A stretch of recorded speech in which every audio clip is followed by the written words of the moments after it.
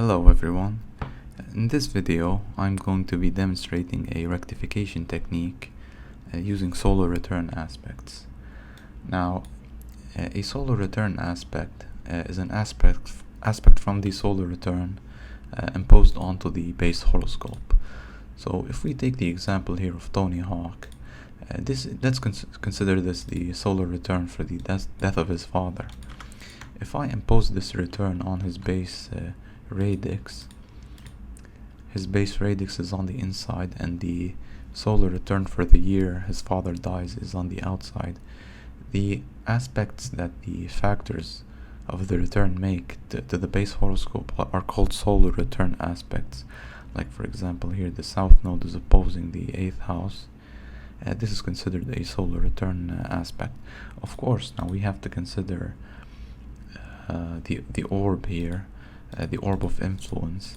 But now this technique was used by since the 1500s by an astrologer called Jean-Baptiste Morin, and it was also used by Alexandre Volgin, the French, both of them French astrologers. Now let's skew the birth time of Tony Hawk here by 20 minutes. His rectified birth time by me is here, it's 10:18 in the morning, and I just added 20 minutes here, so it's 10:40 a.m. and I have 3 important events in his life, and I am going to superimpose these returns on his base horoscope like so. This is for the death of his mother, and it's important here to just consider the pure symbolism of the planets and the basic meaning of the houses involved.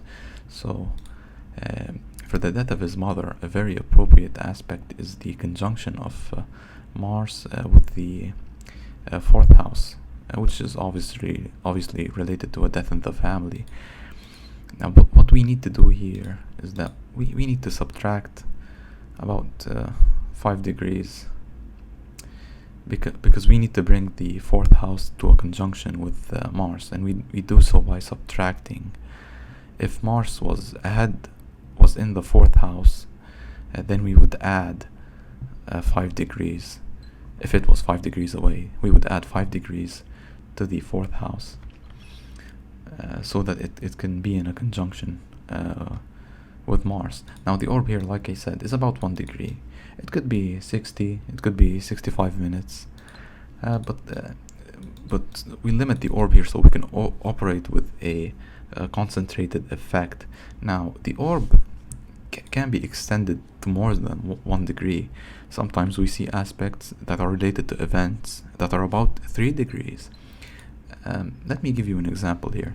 Let's say that Venus of the return is in conjunction with the person's natal descendant with an orb of 2 degrees. This is still considered a valid solar return aspect. That doesn't have to be 1, doesn't have to be below 1.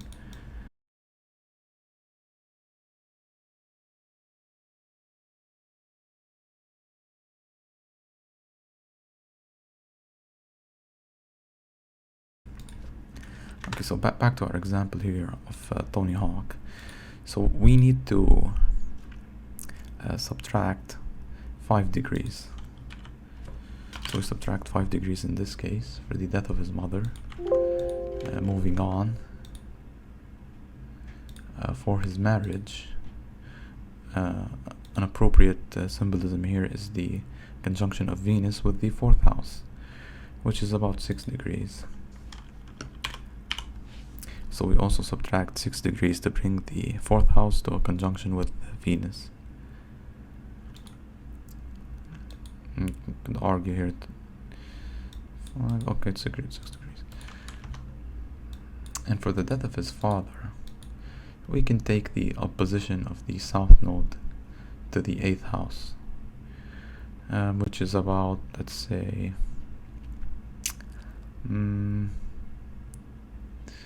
7 degrees. Let's say 7 degrees. And we just have to add all these up and we get 18 minus 18 degrees.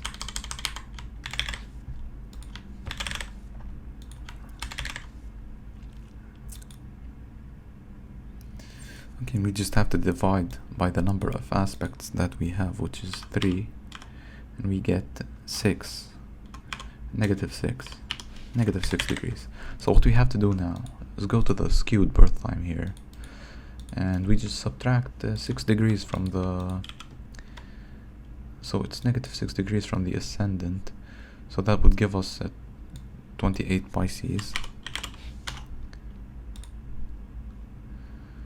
Okay, and there we have it. This is the rectified horoscope of Tony Hawk.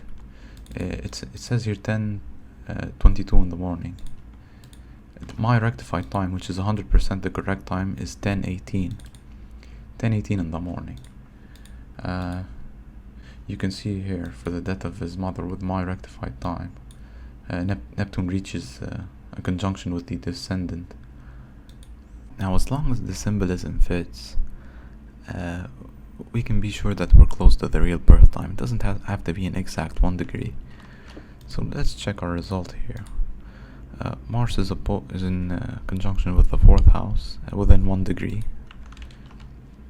For the death of his father, the south node is opposing the 8th house by around 2 degrees.